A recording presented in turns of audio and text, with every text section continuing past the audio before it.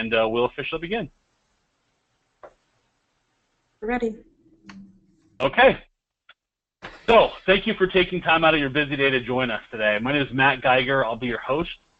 Today I'm joined by 3 cybersecurity experts from across the country that specialize in helping businesses, owners drastically reduce security risks.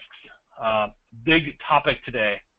So we want to protect your businesses against cyber attacks, hackers, viruses, and the like. These experts are going to share with you why this is an important issue, as if you may not already know, why you should be concerned, what type of attacks are happening in your area, and how you can protect yourself. So what I want to be able to do today is protect your business against a growing army of cybersecurity out there, cyber criminals who are out there. They are working to get you. They are working to get your stuff, your data, corrupt your organization, and to rob you. So this is an important topic. I'm glad that we can take some time to spend on it today.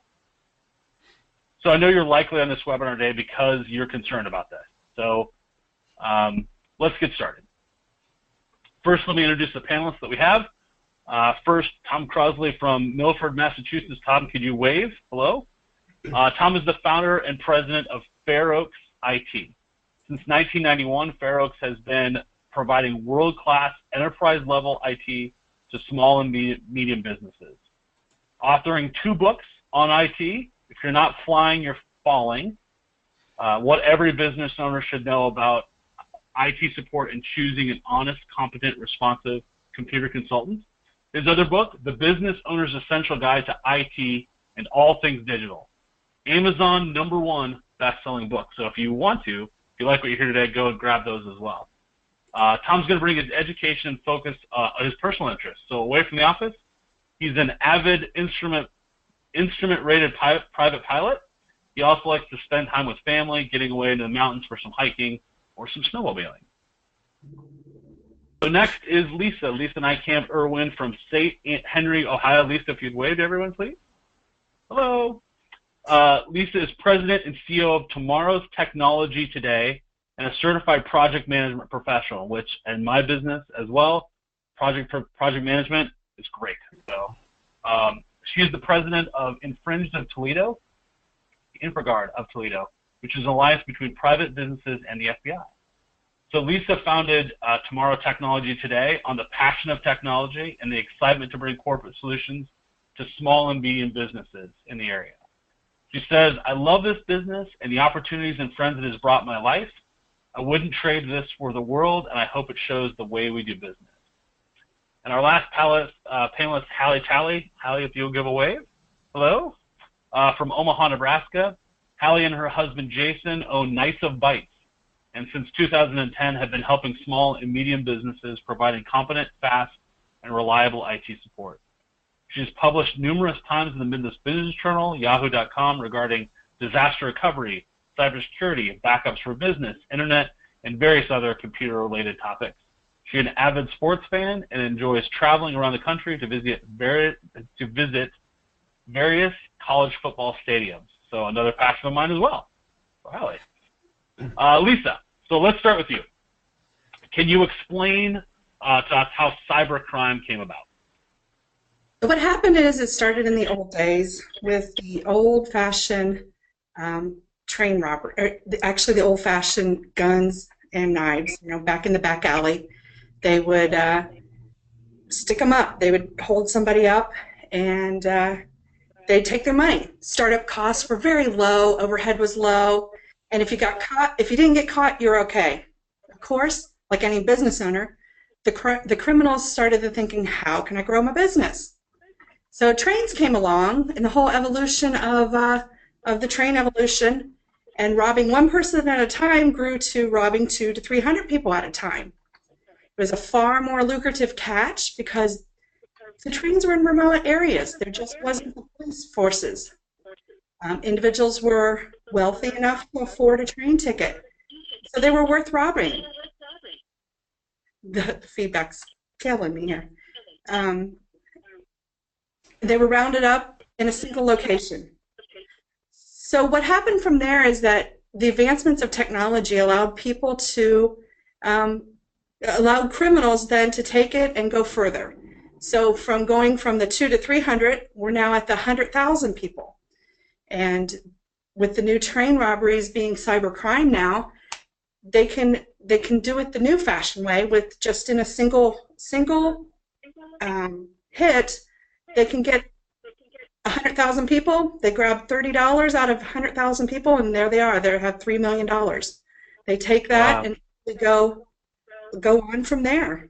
So then they hit them again for $60. Maybe they only get half of them, but now they're still at another $3 million. So it's just kind of evolving with the cyber. Wow.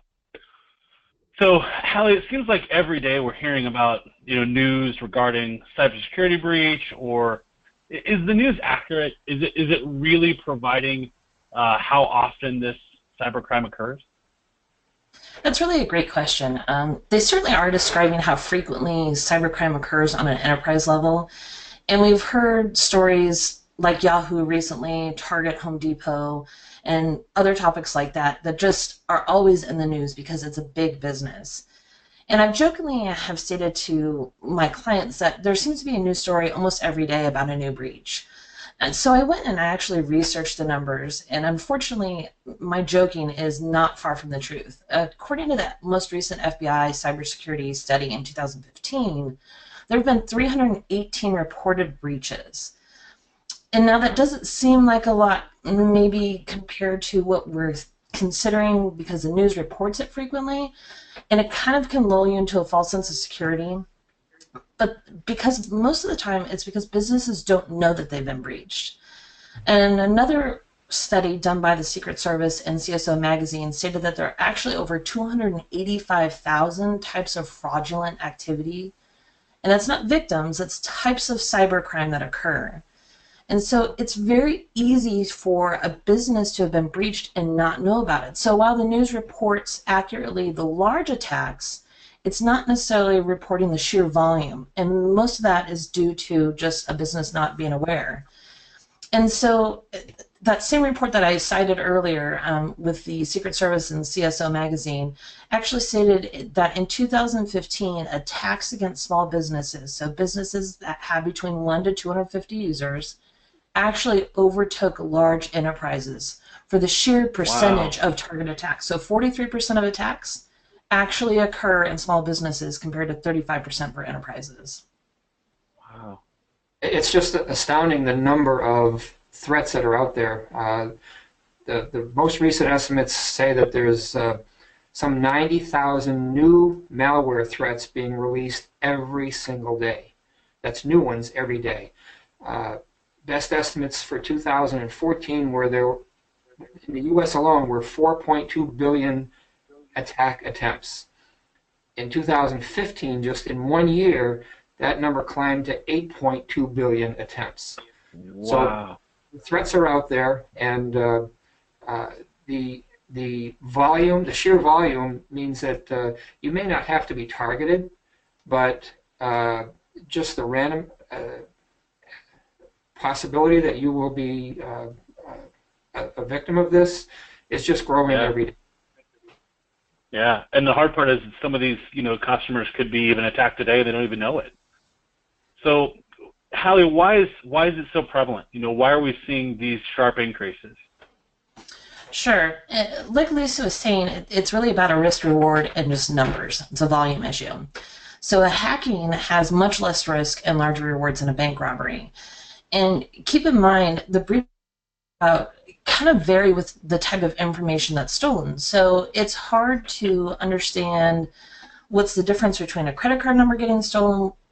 In the target attacks, the attack against Yahoo, which is $500 million records, or excuse me, 500 million records, that information from Yahoo can be used to hack into other accounts like a Target or Home Depot. And so that can lead to further breaches. And I don't know of a local bank that you can just walk into and get their client list of 500 million people. It's easier for a hacker to go do that. And another big issue with cybercrime is it's really hard to identify and prosecute the criminals. Most of these attacks are not coming locally from your city or even your state. Most of them are actually coming across from a different country. And so the risk to those criminals is minimal when you don't have law enforcement agencies that don't have the resources to identify, arrest, and even prosecute the perpetrator. I mean, it's just very infrequent that you hear about a hacker being arrested and prosecuted. You hear about it every once in a while, but just not compared to a local bank robber is on video, they've got eyewitness testimony. This, you just don't have it.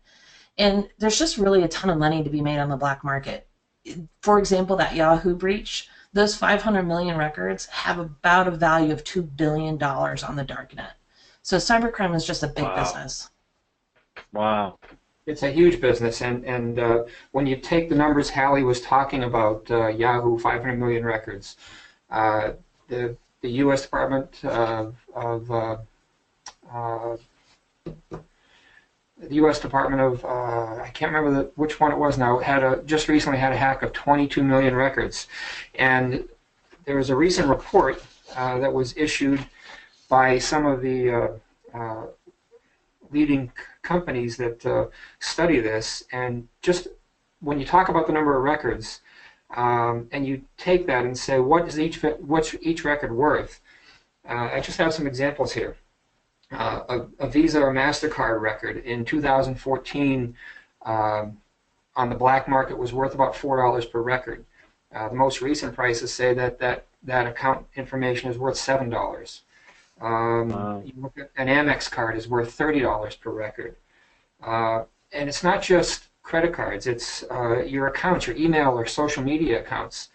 It's estimated that the average price for a popular account like a Gmail or Yahoo is $129 a record.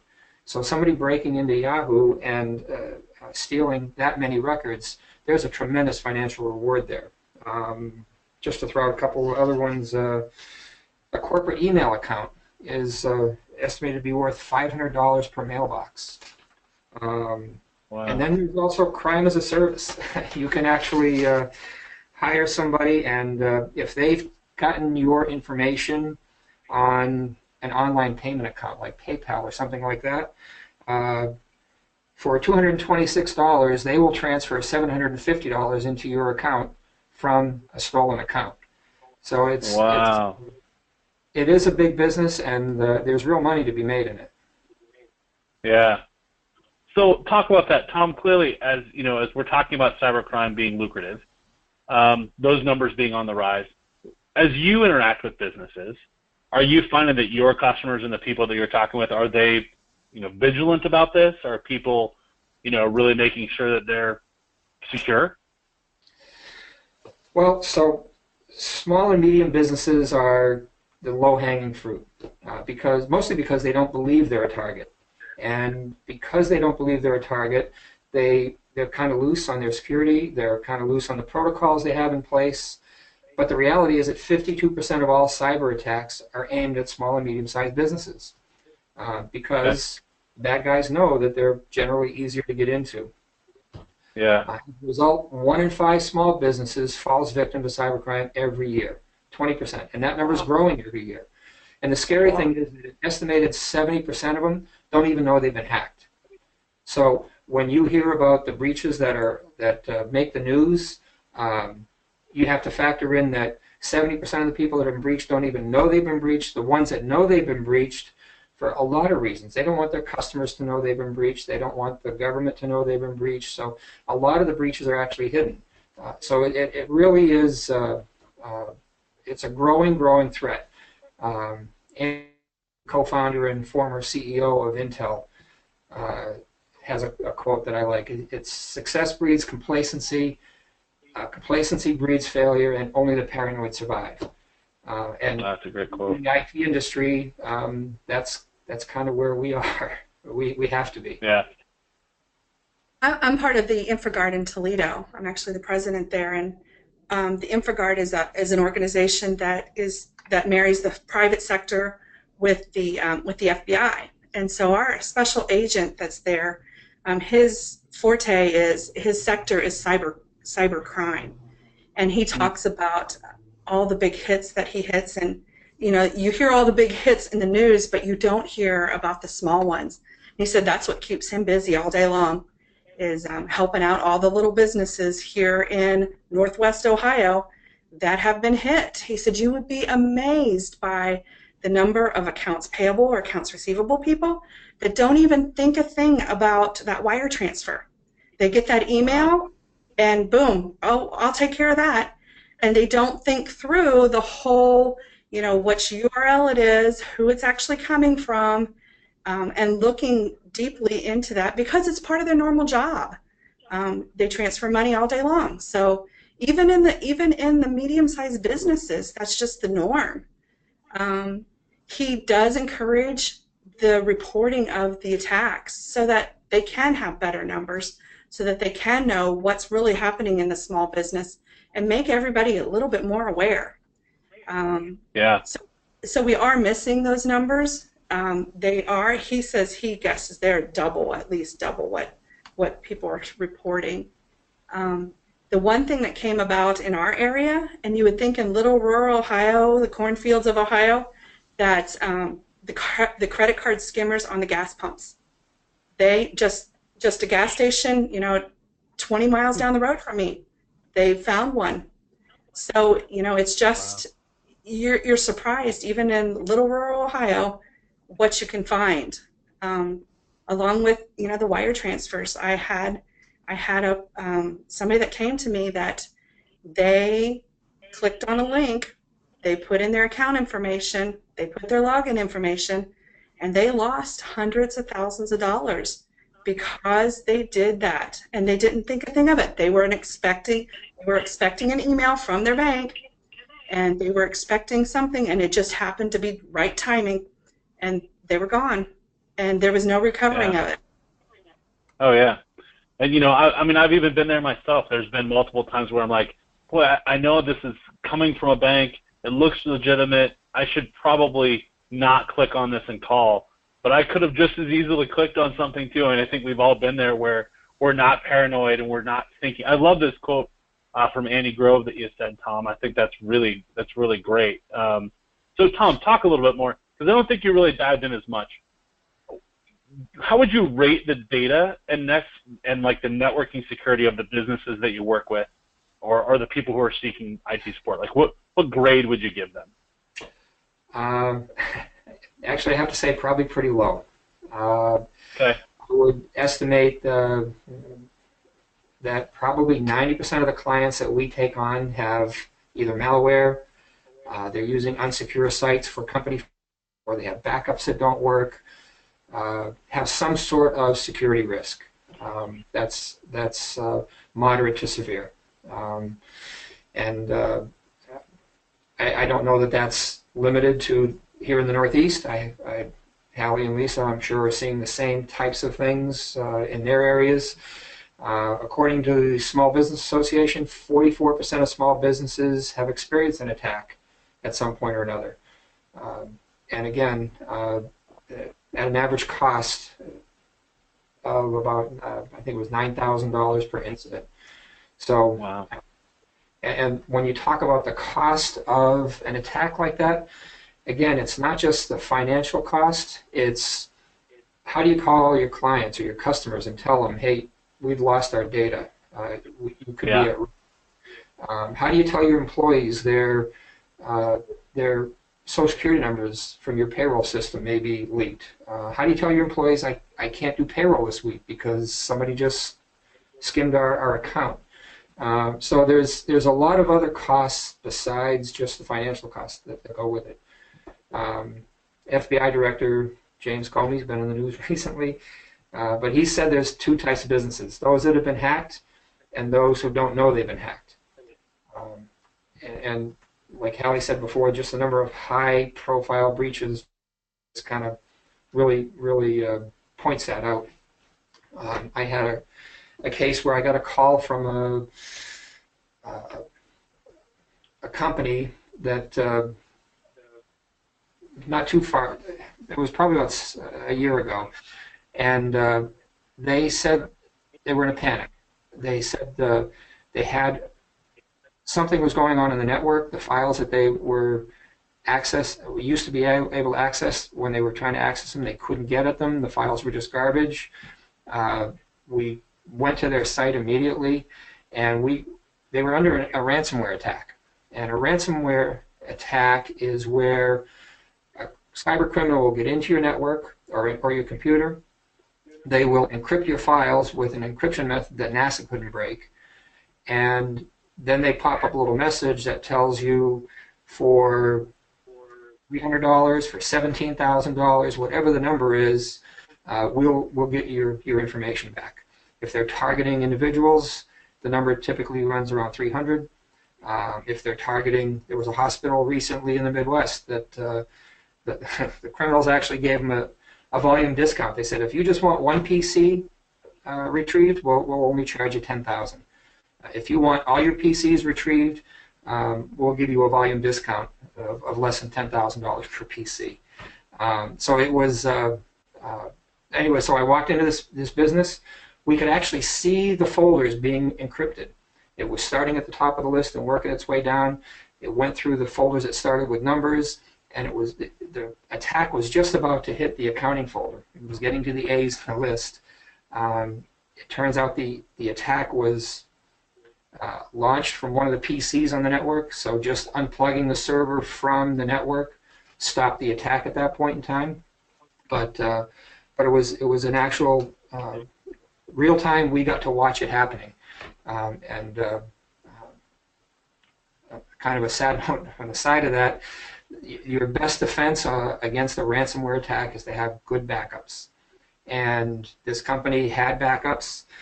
They had an IT company that, it wasn't us, that was watching their network and watching their backups.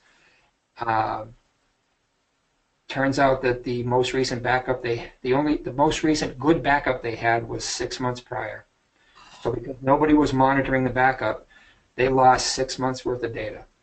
And to make the situation even worse, if it could possibly be worse, they happened to be in the middle of an IRS audit. So it was just awful time for them. So ransomware is just one of the many types of attacks that are out there, and again, the businesses are less, for the most part, businesses are less secure than they think. And we've had a similar situation with that, like that, with one of our first clients. They came to us as a prospect, and we had just started our business, and they were getting a virus almost every single week. And so we were constantly out there. And what we discovered during our visits was that they were using a free antivirus. They had no spam filter, and they just went and bought an off-the-shelf firewall from like the local Best Buy. And due to the nature of their business, they send and receive a lot of emails with attachments. They're in the heating and air industry, and they get a lot of plans that way. They have to go to a lot of small business websites to do research for materials and to submit reports. And so just unintentionally, they were getting these viruses, but they didn't have anything in their systems to protect them. And at the time they were relatively small compared to what they are now. They only had about 12 employees. So even though they weren't a large business, they were still a big target. So, not to one-up your story, Tom, but there's a hospital that I'm familiar with in my area as well in the Midwest. They, however, they got malware. They were asked for, I think, $1 million for all their PCs.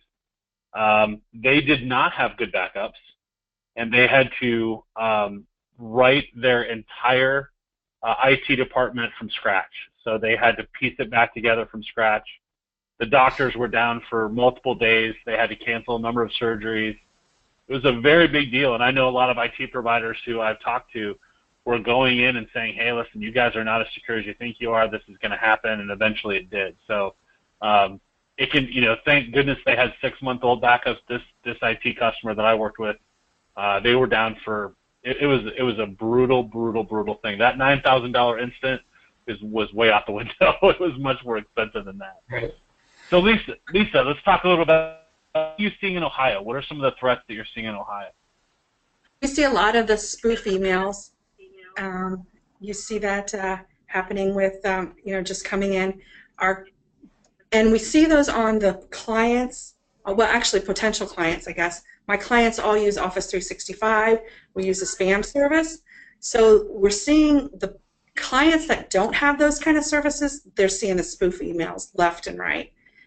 It's not, Outlook's not doing a good job of pulling those into their junk folder or using the clutter, those kind of things. It's the extra service that you need.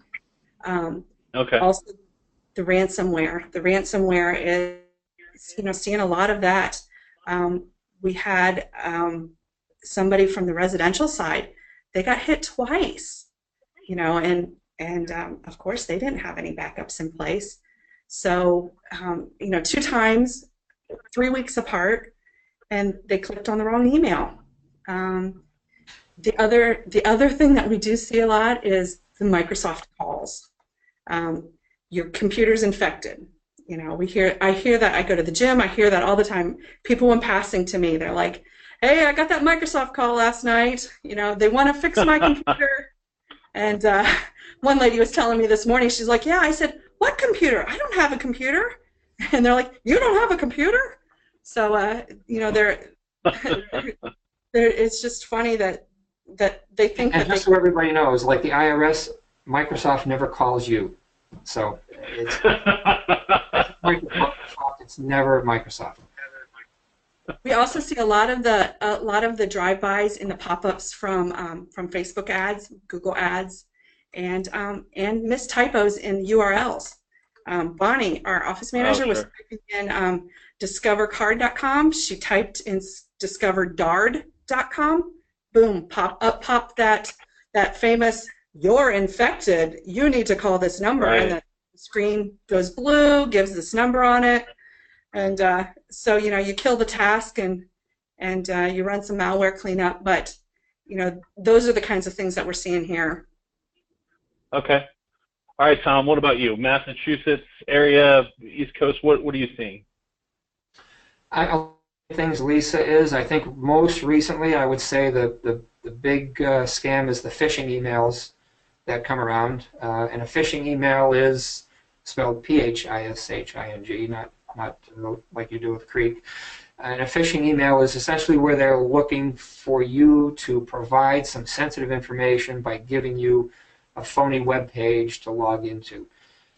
Or they're looking to get you to provide something, send a wire to them. And that's probably the more common thing we're seeing right now.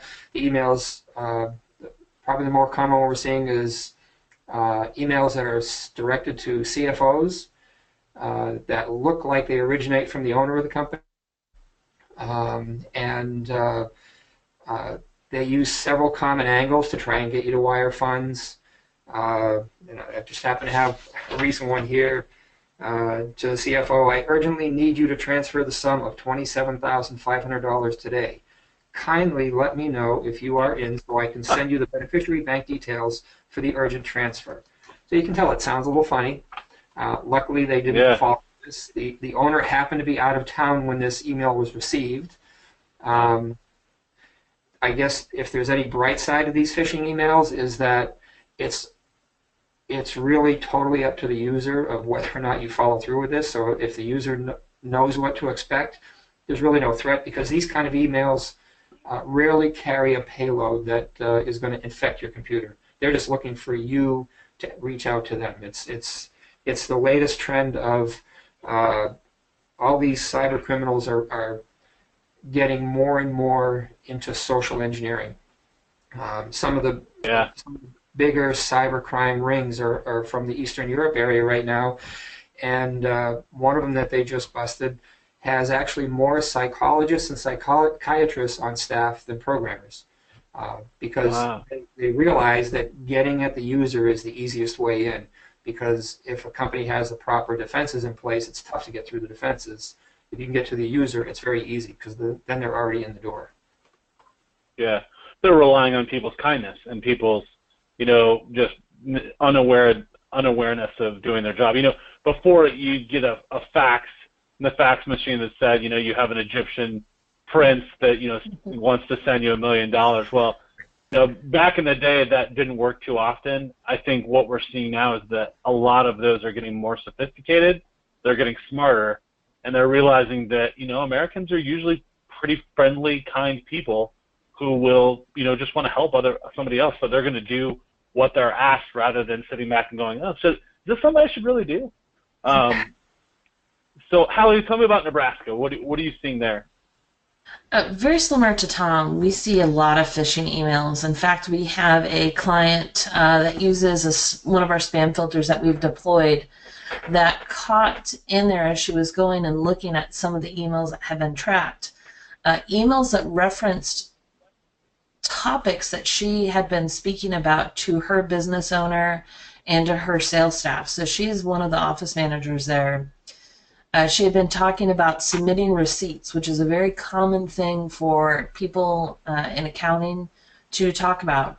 She had actually just the day before spoken to the business owner and the sales staff about submitting their receipts to her via email, and it was on the phone, so this wasn't through her email that she did this. The very next day, she found 3 emails that were sent to sales staff and the business owner from her. It was a spoof email, but requesting them send receipts. Now, it didn't reference, how she wanted them, but it just said, please send me your receipts. So we see a lot of the spoofing, we see a lot of the phishing, click here to update your password type things.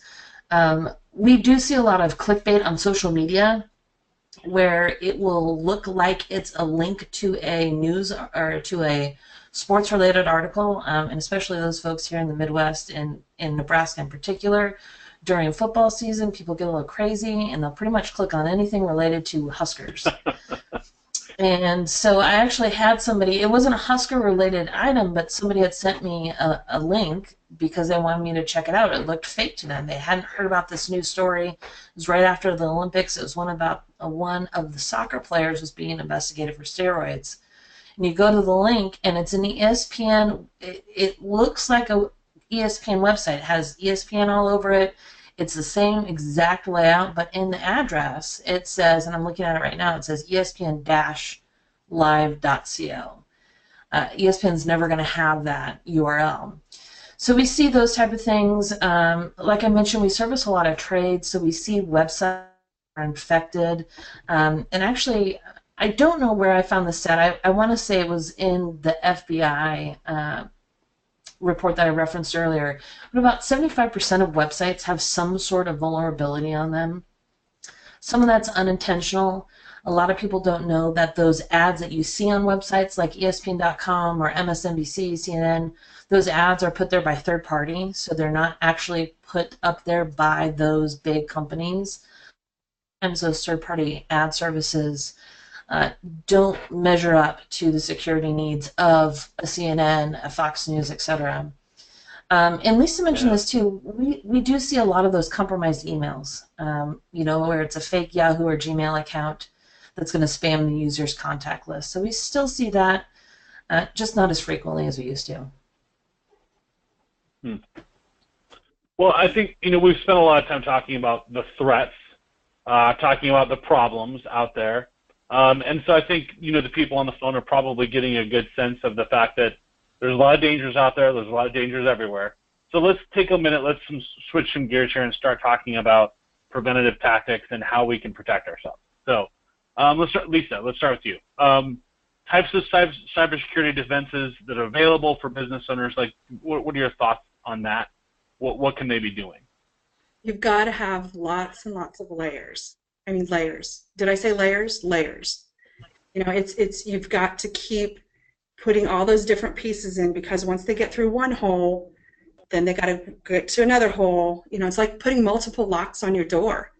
And if you don't have all your doors locked, that's the one they're going to come through. So, layers can include your firewall, and we're not talking about the consumer-based firewall. You've got to have a firewall that's got monitoring, logging. It's got a subscription link to it, because these vulnerabilities are changing by the minute. So you need something that's updating all the time, real time. You've got to have, if you have Wi-Fi in your business, you've got to have it secured. And you can't if you have guests coming into your network, into your office, you can't let that, that vendor salesman on your network. You need to have a guest Wi-Fi for them. Having just a DNS monitoring on that firewall, that's something that you don't get from a consumer grade firewall. Antivirus everywhere. Antivirus on your firewall, antivirus on your desktop, antivirus on your Droid phone, antivirus on your, on your server, and they've got to be updated real time. A lot of the problems with your free antivirus, I tell my clients this all the time, free antivirus is free, and the reason it's free is it's not getting updated all the time. Nobody's paying for that. So, if you're only getting an update every week or every so often, you're not staying up to date with all of the vulnerabilities that are happening. Workstation DNS monitoring, and then you've got to have those backups in place. I can't stress enough how much backup is so important.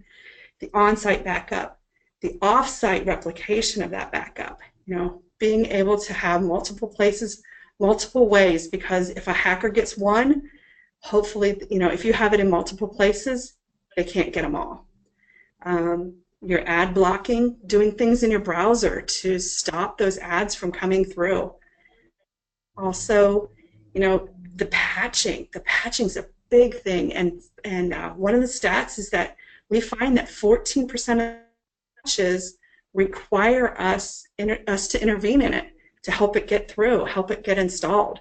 So staying on top of those patching. And actually, one of the vulnerabilities is that hackers target. So as soon as a vulnerability is released or a patch is released, and it spells out exactly what it fixes, that's a key to hackers what to go get. So they know that people don't get those patches in right away. So if you're not patching all the time, you're vulnerable. They target those. And the other one is, the big thing is email, Office 365 and spam filtering. That is the best combination that we have found. And you can look through your quarantine file and you can see what it's all catching. My inbox has changed drastically since we went to Office 365 and we went to a spam filtering service. It has controlled everything. So those are kind of the different layers that you've got to get in place. Yeah, I mean that's a big laundry list, and that was great. So I think all of those things are really important. Let's narrow down. So how about we go around? Each one of you give me like one tip on how a business could protect itself. So Hallie, we'll start with you. We'll go to Tom next. Sure. So one of the big things that we recommend for any business that's looking for a IT company to come in and work with them, or maybe they're unhappy with their current IT company, we recommend starting with a threat assessment.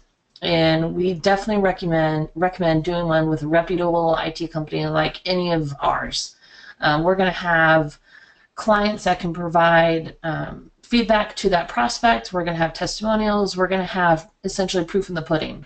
And by doing a threat assessment, you're going to be able to find out what's lacking in your security right now. You should be able to find out how your employees are using your business-owned related devices. So if you provide iPhones or tablets or Android devices to your staff members, you need to know how they're using that. You should make sure that you know all the cloud apps that your staff members are using. That's a big issue today right now. People just downloading cloud apps to make their life easier, and I get it. I can be one of those people at times, but it's not good for security reasons. You want to make sure that you're backing up the right data. You want to make sure that your data is being backed up. And finally, you really need to be able to hold your IT person accountable. So by working with a company like any one of the three of ours, you should be getting reports and documentation from us showing you what we're doing to make sure that you are secure. So, Tom, what do you recommend? Expand on that a little bit. Okay, so after you've done the assessment of what your current situation is, as Hallie was saying, and by the way, that's even if you're running your own IT. If you have a business where you have your own IT staff, you need to be running an assessment of where you stand, either yourself or an independent assessment. But after you've done the assessment, you develop a plan. Based on what you've discovered in the assessment, you ask yourself, what do we need to do to ensure our systems, our data, and our operations are secure? From theft, from compromise, from corruption, from unhappy employees, and that means you need to implement some secure practices, educate your employees, remove local administrator rights from, we see so many companies where everybody in the company is an administrator on the network. And again, I know we all sound like a broken record, but back up, back up, back up. And document your contingency plans and rehearse them. And then once you implement some secure practices, then the second piece to that is to build a strong defense, a strong technology defense. And again, firewalls, endpoint protection, meaning antivirus, anti-spam, anti-malware. If you do a lot of email, especially with sensitive data, consider encrypted email. So it's essentially develop a plan, implement the policies and procedures, and build your technical defenses. Yeah, great stuff. So before I get to you, Lisa, I want to remind all the people on the phone, you're welcome to put some questions into the chat windows, and we'll get to those in a few minutes. So I want to make sure that I open that up. If you have any questions for our panelists, make sure that you ask those in the chat window. And Lisa, tell me what your tip is for some of the listeners today. You can't use the set it and forget it approach. You've got to stay on top of it. I don't know how many times we've come into a business where we're going to take over their IT, and the person before it just didn't have the time to take care of the patches. They're busy, and with automation tools that helps a lot. So you've got to stay on top of the patching, and you have to remember that if you do a set it and forget it, don't forget that your attackers aren't. So they're hitting that part of it. And the hackers are using those vulnerabilities to take advantage of companies, take advantage of people, and that's the biggest thing, is that you've got to stay on top of it. And I know it's a lot of work. I've got guys out here, and we've got the dashboard, and we can watch it, and it's a lot of work. As I said before, 14% of them, we've got to do some kind of intervention with it, and that's a lot. If you think about, I know what it takes whenever I'm not always in the office with my laptop. So when I'm traveling and it's trying to update, and the things that you go through, the headaches that you go through, it happens to all of us, and I can imagine how salespeople feel on the road. So it's a lot of work. Right. Okay, so we're talking earlier, and you guys talked to me about some of the recent studies, causes of some of these major breaches. So let's just hit a few of those really quick while we're waiting for some of these questions to come in. Go ahead, Tom. Well, I think one of the most surprising things in some of the recent studies, there was a study done by IBM, and they looked at the cause, they categorized the major causes of data breaches, data corruptions, data breaches, data loss, and here's the surprising thing. 95% of the time there was a data breach, they found it was caused by human error.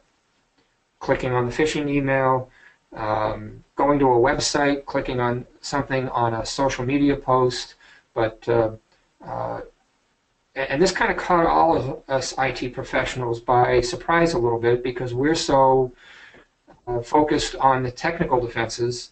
And again, the story today is the human piece of it, and the social piece of it, and the fact that 95% of the breaches are caused by human error has changed the way that all of us look at IT. Definitely. And along with, you go to then the solution to that is that you've got to get serious about protecting your company against that cybercrime. So a huge step is just training your employees and educating them on things like what PII is. What is actually personal identifiable information? What can't they really just send through an email? I need to renew that subscription. I'll just send them my credit card, my company credit card number. And URLs, understanding the URLs, trying to educate them to hover over that URL before they click on it, see what it actually says behind the scenes, and making sure those passwords are the right kind of passwords. That they're not just password where you use the dollar signs for the S's and the 0 for the O.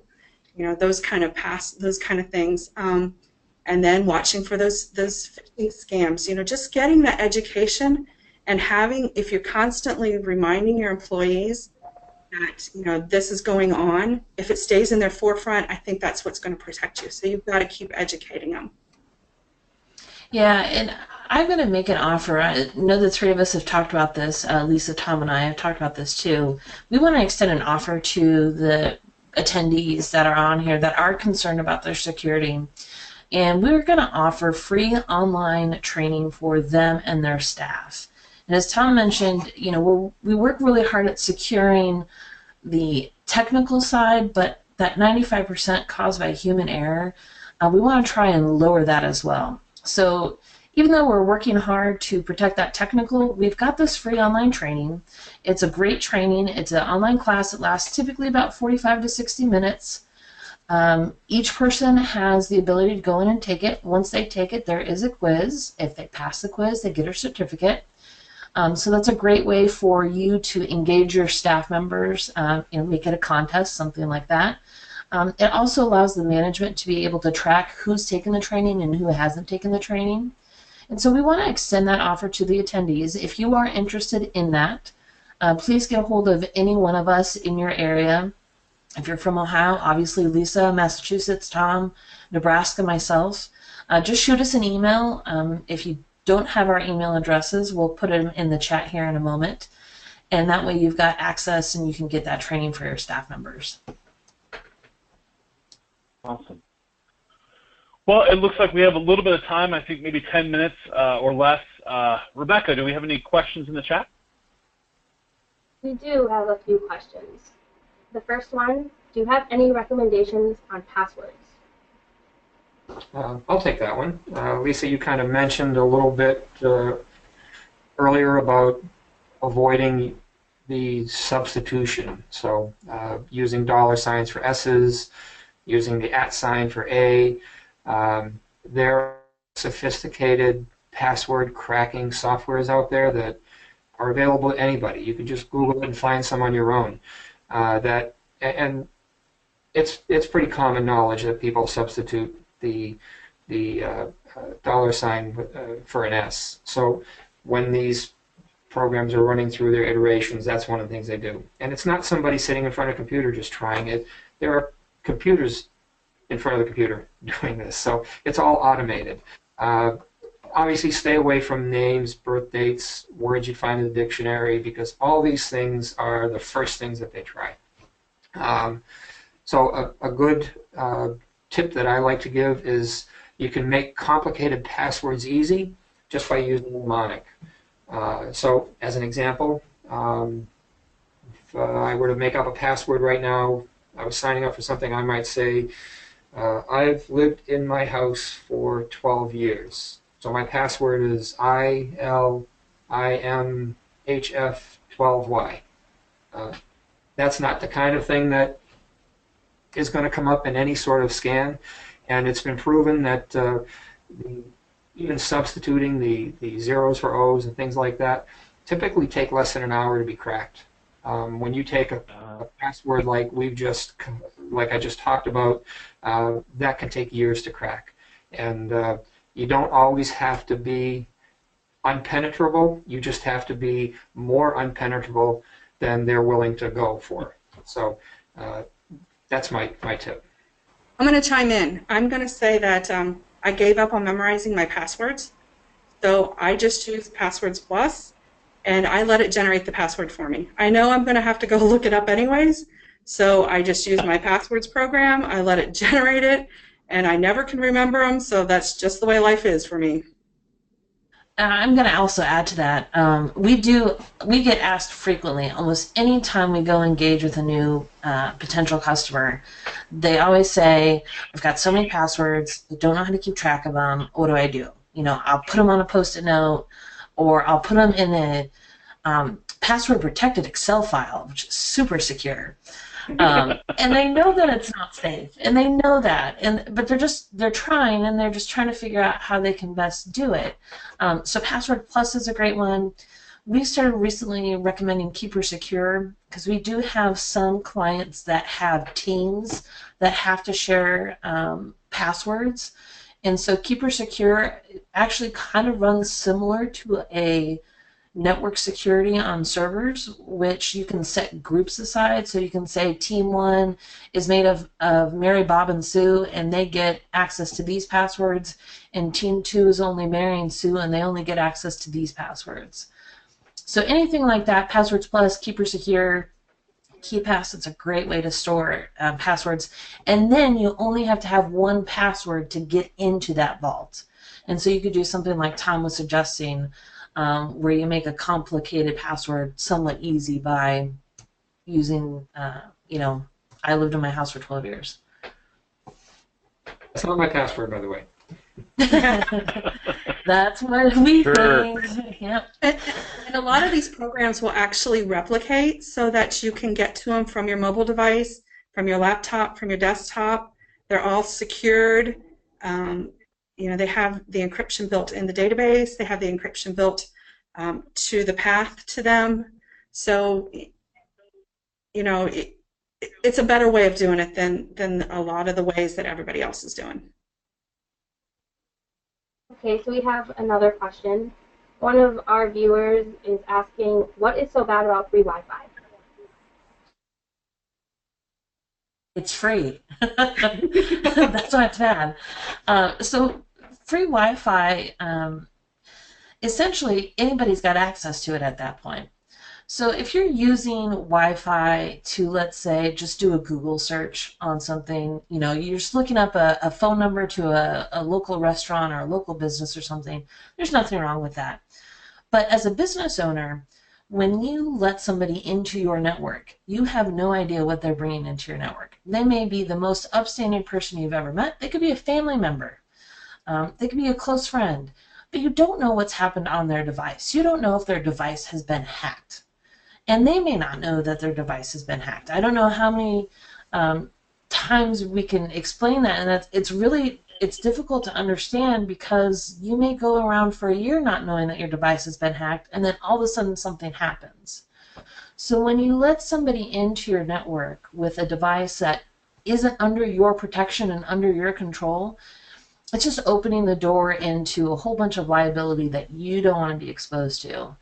And although there are not many cyber law cases right now, I think in the next 3 to 5 years, you're going to see more and more businesses being sued for breaches. And you just want to make sure that you protect your business where you can. And that's an easy way. Most Wi-Fi, if you're buying Wi-Fi from any one of the three of us, we have the technicians that can easily set up 2 separate networks. You've got one for your business and one for your guests. It's really no big deal. It's very easy to do. And so you can offer free Wi-Fi to your guests and it not touch your network. I want to piggyback onto that real quick. Go ahead, Tom. Something we're finding in the Northeast here, talking about free Wi-Fi, is, say you go into Starbucks, known for their free Wi-Fi. So what we're finding is some of these thieves, these criminals, cyber criminals, will go into Starbucks. They'll have a small personal Wi-Fi device like anybody can get from their mobile carrier, and they'll name that hotspot Starbucks. So now you go into Starbucks and you sit down across the table from this guy and you say, I want to use a free Wi-Fi. You open up your laptop.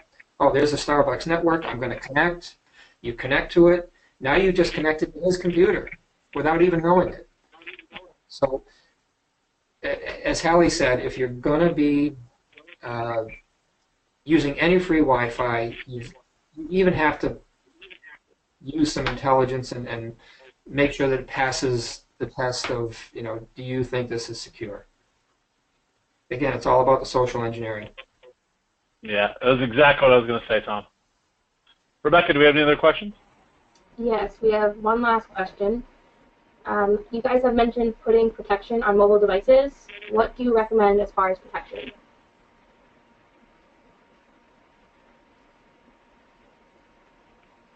Anyone want to take that one? Go ahead, Lisa. I know Lisa's used a lot of devices. Well, we use a lot of iPhones here, so I would have to ask the guys. I don't recall which one they use on the Androids. I think Trend Micro is a big one on Android. I know we use it for our devices, Trend Micro. Okay. And there's, I think... philosophy holds true. If it's free, there's probably a reason for it. Yeah. There are a lot of different ones out there. Kaspersky's got a good one out there now, too. A lot of, like Tom was saying, sorry to interrupt you, Tom, a lot of the major antivirus manufacturers now are coming out with some version of mobile security. And I need to say this, even users with Apple devices need to be more aware of threats there, because one of the larger breaches that happened in the last year, 600,000 something devices, Apple devices, were hit because the devices used a third-party software, and the attack actually came through this third-party software. So as Apple devices become more and more prevalent and are out there longer, you can just expect that they're going to be as targeted as some other devices. So no matter how secure the platform is, you need to protect yourself. Yeah, you have to watch really what you're putting on your device. The Apple Store is very, very stringent on what goes through there. We do mobile apps, and I know what it takes to get a mobile app through there. We will get it rejected 3 times before we can get it through Google Play.